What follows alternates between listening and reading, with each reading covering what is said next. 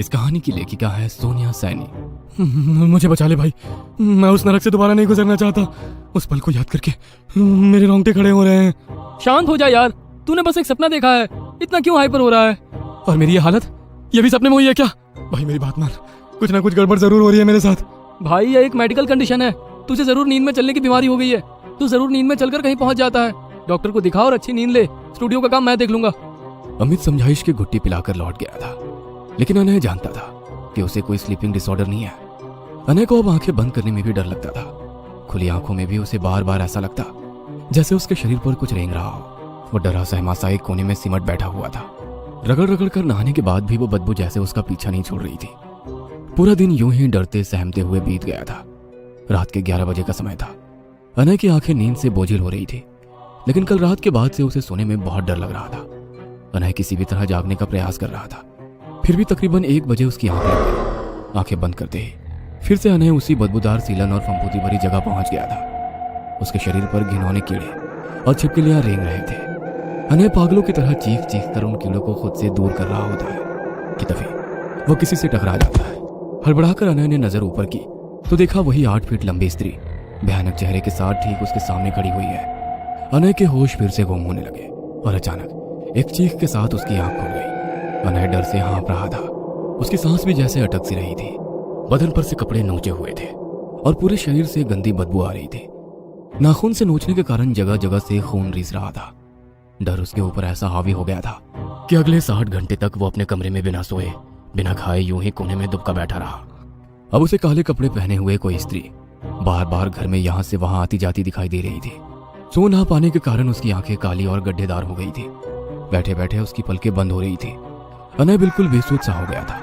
कभी वो यहां वहां खुजलाता तो कभी अचानक से चौंक कर अपने ऊपर से कुछ झटकता, कभी घबरा कर बिस्तर से झांक कर बाहर देखता तो कभी वापस बेड के कोने में आकर सिमट कर बैठ जाता। जागने की लाख कोशिश करने के बाद भी 60 घंटे के बाद नींद के जोर में आकर रात के 3 बजे वह एक तरफ लुढ़क गया था। तभी उसके चेहरे को कोई कोमल सा आंचल छूकर गया। अनय को अपने चेहरे पर नरम मुलायम हाथ का स्पर्श महसूस होने लगा। अगले ही पल एक सुंदर स्त्री उसके आसपास घूमने लगी। वह इतनी खूबसूरत थी कि अनय अपनी आंखें उससे हटा ही नहीं पा रहा था।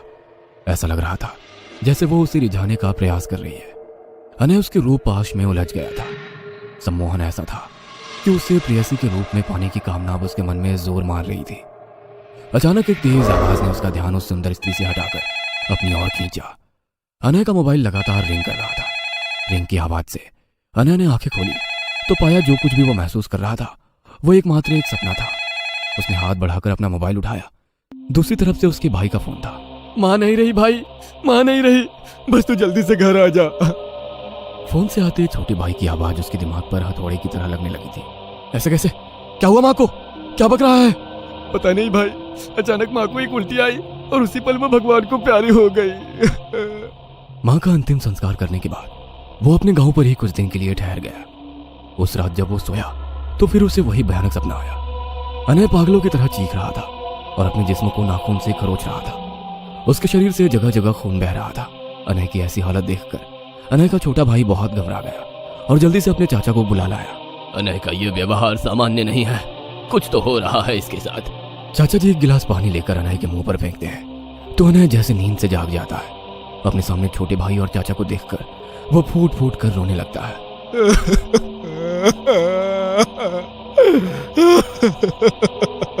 ये तुम क्या कर रहे थे अनय? क्या हो गया है तुम्हें? कैसी हालत बना रखी है? चाचा जी की बात सुनकर अनय शमशान घाट से लेकर अभी तक की सारी घटना उन्हें बता देता है। कोई बहुत बड़ी मुसीबत मोल ली है अनय तुमने, और मुझे ये किसी प्रेत का काम नहीं लगता है। शायद हमें उसी अघोरी बाबा के पास जाना होगा, वही इस समस्या का समाधान बता पाएंगे। चाचा जी की बात सुनकर अनय का छोटा भाई अंकुर, चाचा जी और अनय तीनों अघोरी बाबा की तलाश में निकल जाते हैं। काफी पूछताछ करने के बाद अनय को वही अघोरी साधु कुंभ मेला में दिखाई पड़ते हैं। वो रहे, मैं उनके पैर पकड़ लूंगा, माफी मांग लूंगा, बस एक बार सब ठीक कर दे वो। अजय दौड़कर अघोरी बाबा के पास जाता है और हाथ जोड़कर रोने लगता है। मुझे माफ कर दो बाबा, मैंने आपकी साधना, आपकी शक्ति और आपकी बातों का बहुत मजाक बनाया। मैं नहीं जानता था कि वास्तव में ऐसी शक्तियां होती है, इसीलिए उस दिन मैंने आपका शमशान में पीछा किया और कैमरा लगाकर साधना करते हुए आपकी वीडियो रिकॉर्डिंग कर ली। मुझे कुछ भी बताने की जरूरत नहीं है बेटा, मैं सब जानता हूँ और तेरी सूरत देखकर यह भी समझ गया हूँ कि उस दिन के बाद एक रात भी तू चैन से नहीं सो पाया है। जरूर तेरे घर में किसी अपने की मौत भी हुई होगी। बाबा की बात सुनकर अनय के माथे पर पसीना आ गया। बाबा, आपकी एक एक बात बिल्कुल सच है। तो क्या मेरी माँ की मौत भी इसी कारण हुई है? आप मुझे बताइए, ये सब मेरे साथ क्यों हो रहा है और कैसे मुझे इन सब से छुटकारा मिलेगा? तूने डाकिनी साधना का मजाक उड़ाया है। हम अघोर पंथियों की सबसे बड़ी साधना है ये। जो डाकिनी को साध लेता है, भूत प्रेत तंत्र मंत्र जैसी सारी शक्तियां उसके गुलाम बन जाती है। डाकिनी कोई प्रेत नहीं है। शमशान डाकिनी एक प्रकार की ऊर्जा का स्वरूप है। साधक को वो स्त्री स्वरूपा दर्शन देती है, लेकिन उसकी सिद्धि का सबसे पहला और अनिवार्य नियम यही है कि इसे एकांत में किया जाता है। साधना करते समय अगर कोई भी आसपास हुआ तो डाकिनी उसे आशीर्वाद नहीं, श्राप देती है। मेरी 3 दिनों की साधना को तूने उस दिन वीडियो रिकॉर्ड करके निष्फल कर दिया। मैं अपनी साधना के अंतिम दौर में था। डाकिनी मेरे तप से प्रसन्न भी हो गई थी, और जब वो प्रकट हुई तो उसकी नजर तुझ पर पड़ गई। डाकिनी सिद्धि में यदि डाकिनी प्रसन्न हो जाए तो वो तन मन धन सांसारिक भौतिक हर तरह का सुख लाकर दे सकती है, किंतु यदि साधना के परिणाम स्वरूप उसे क्रोध आ जाए तो उसके क्रोध से कोई नहीं बच सकता है। अब तेरे पीछे शक्तिशाली शमशान डाकिनी लगी है। वो तुझे नर्क से भी ज्यादा यातनाएं देगी, डराएगी और समय समय पर रूपवती बाला बनकर रिझाएगी भी। अगर उस समय तूने एक पल को भी डाकिनी को अपनी प्रेमिका के रूप में कल्पना कर ली तो वो तेरे परिवार के एक सदस्य को ले जाएगी। इसी तरह बारी बारी से वो तेरे परिवार के सभी सदस्यों को मार डालेगी और अंत में तुझे भी खत्म कर देगी। मेरे कर्मों की सजा मेरे परिवार को क्यों मिल रही है बाबा? कोई तो उपाय बताइए, मैं कुछ भी करने को तैयार हूँ। तंत्र मंत्र और काली शक्तियों में डाकिनी सबसे बड़ी शक्ति होती है। उस शक्ति से ऊपर कोई भी शक्ति नहीं है, इसलिए उससे तुझे कोई नहीं बचा सकता। हाँ, फिर भी एक उपाय जरूर है, लेकिन उसे निभा पाना बेहद कठिन है। बता, कर पाएगा? चाहे जो उपाय हो मैं जरूर करूंगा बाबा, आप बस मुझे उपाय बताइए। अब की बार जब डाकिनी तेरे स्वप्न में रूपवती स्त्री बनकर आएगी तो तुझे तरह तरह से रिझाने की कोशिश करेगी।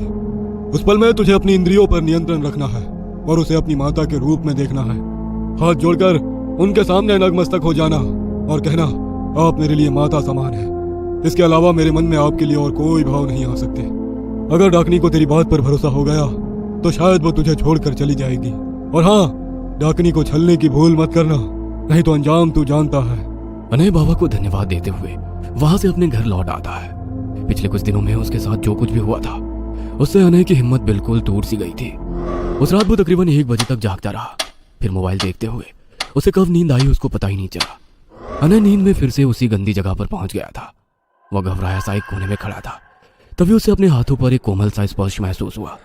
अनय ने मुड़कर देखा तो सामने डाकिनी सुंदर मनमोहक रूप में खड़ी हुई थी। उसकी पोशाक, बाल, चेहरा सब इतने मादक थे कि कोई भी पुरुष उसके सम्मोहन से खुद को रोक नहीं सकता था। अनय को बाबा की कही बात याद आ गई और उसने तुरंत हाथ जोड़कर उससे निवेदन किया, आप मेरे लिए मेरी माता के समान हैं। आप मुझसे हुई गलती के लिए मुझे क्षमा कर दीजिए। ये क्या कर रहे हो अनय? अब मैं तुम्हारी माता कब से हो गई? अपनी गर्लफ्रेंड को माँ कौन बोलता है? मैं जा रही हूँ। अगर ब्रेकअप ही करना था तो वैसे ही बोल देते। ओह डिम्पल, तुम कब आई? मैं तो सपना देख रहा था। अरे तुम्हें किसने माता कहा? तुम तो मेरी जान हो। कहते हुए अनय ने डिम्पल के कमर में हाथ डाल दिया। अगले ही पल डिम्पल भयानक रूप में बदलने लगी और डाकिनी साक्षात अनय के सामने आ गई। ये तेरा इम्तिहान था, तू परीक्षा में विफल हुआ। एक पल के लिए भी तेरे मन से भोग नहीं गया, तू मुझे छलने चला था। इतना कहते ही डाकिनी उग्र रूप में आ गई। अपनी आग बरसाती आंखों से उसने अनय की ओर देखा और वहां से गायब हो गई। अगली सुबह एक और मनहूस खबर लेकर आई थी। अनय के छोटे भाई अंकुर की भी रहस्यमयी तरीके से मौत हो गई थी। भाई की मौत की खबर सुनकर अनय कहीं घंटों तक अकेले में बैठा रोता रहा। इस सदमे को वो बर्दाश्त नहीं कर सका और उसने रस्सी से फंदा बनाकर अपने गले में डाल दिया और फांसी से झूल गया।